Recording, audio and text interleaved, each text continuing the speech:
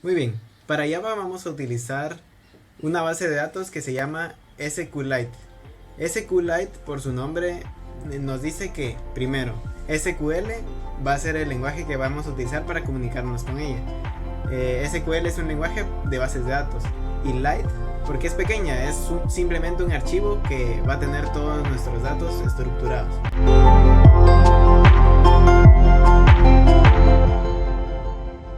Para eso vamos a iniciar descargando DB Browser, que es navegador de base de datos para SQLite.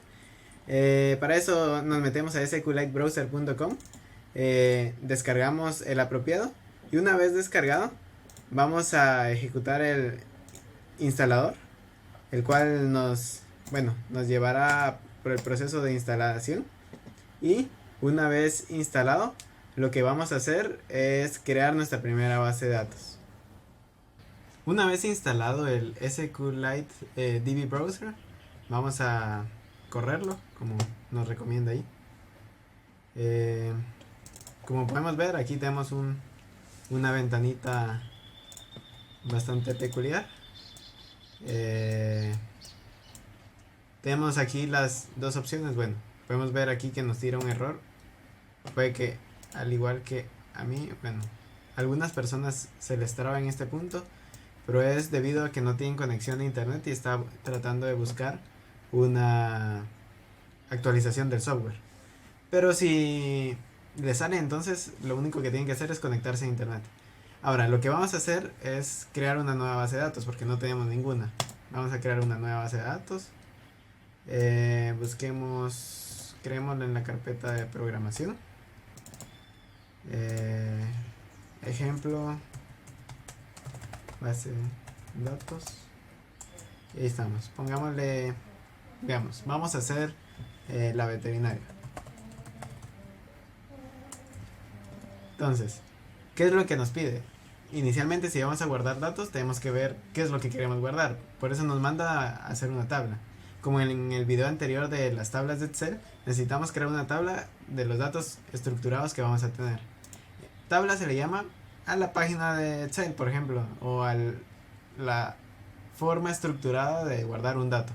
En este caso vamos a crear perros o mascotas. En este caso, mascotas, agregamos el campo ID, que va a ser el identificador entero. Aquí tenemos algunas opciones. Es not null, que significa que no puede estar vacío. Primary key, que es la llave primaria. La llave primaria es como la principal, la que va a identificar al conjunto de datos. En este caso, el ID tiene que ser primary key porque es el identificador. El mismo nombre lo dice, ID. Not null no puede ser vacía. Y también está ahí, que es autoincrement, que significa que cada vez que se cree un nuevo dato, se va a ir incrementando el identificador. Entonces esto nos ayuda a que no tengamos que ver cuál fue el último dato que se guardó y poner el número siguiente, sino que él mismo va incrementando. Y unique significa que solo puede haber un dato con ese valor.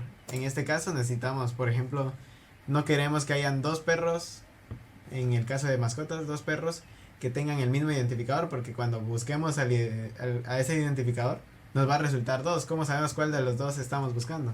Tiene que ser único. Entonces, not null es no vacío. Primary key es llave primaria. Ahí es que se autoincrementa. Y unique es que es único. Vamos a poner el segundo campo, es nombre. Va a ser el nombre de la mascota. Usualmente yo pongo los campos en minúscula.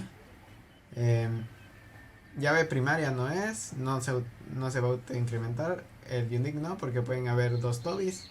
Not null, vamos a ponerlo, no es necesario, pero vamos a ponerlo.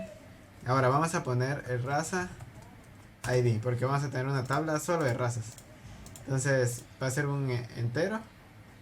No va a ser llave primaria porque este no va a definir a la tabla. Not null, por el momento dejémoslo como not null. Y por último, cliente ID. ¿Quién es su dueño? Entonces cliente ID igual not null. Entonces, también están estos campos que significa default y check. Bueno, default significa que va a tener un valor predeterminado cada vez que se cree. Si le mandas vacío, va a tener un valor por predeterminado. Y check constraint significa que en el caso de que querramos eliminar una mascota, por ejemplo, veamos si tenemos vacunas, supongamos que tenemos una tabla de vacunas de esa mascota, nos va a tirar error porque no podemos eliminar una mascota porque las vacunas dependen de esa mascota. Entonces eso significa check constraint, no lo veremos por este momento, pero es un dato útil, digamos. Vamos a crear otra tabla, razas, recordemos el ID, entero, no null, llave primaria, autoincrementado y único.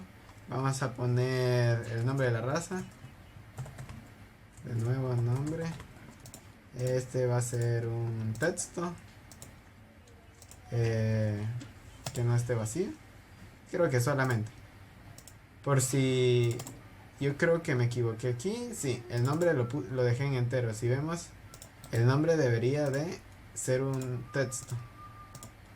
Entonces vamos a ponerle texto, actualizar. Ahí solo es modificar tabla. Ahora vamos a crear otra tabla, clientes. Vamos a crear igual el ID. Es un entero. No puede estar vacío, es llave primaria, se autoincrementa y es único. El ID. El nombre va a ser un texto. El apellido va a ser también un texto. Creo que es lo único. Teléfono puede ser un texto o un entero. Yo lo voy a poner como texto porque por si tiene código de área o se equivoca al escribirlo. En ese caso necesitaríamos que fuera entero, pero para poder permitir código de área, signos y eso, vamos a utilizar por el momento texto. Entonces, listo, tenemos las tablas y simplemente le damos guardar cambios. ¿Qué hace eso? Vamos a ver aquí en la carpeta que creamos, ejemplo base de datos.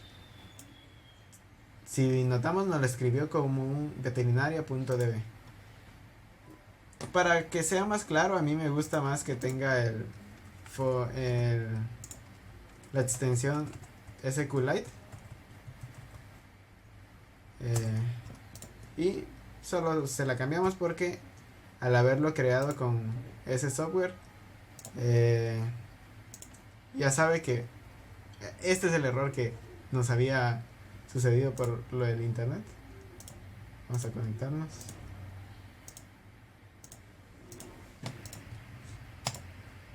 Entonces ahora abrí el programa de regreso.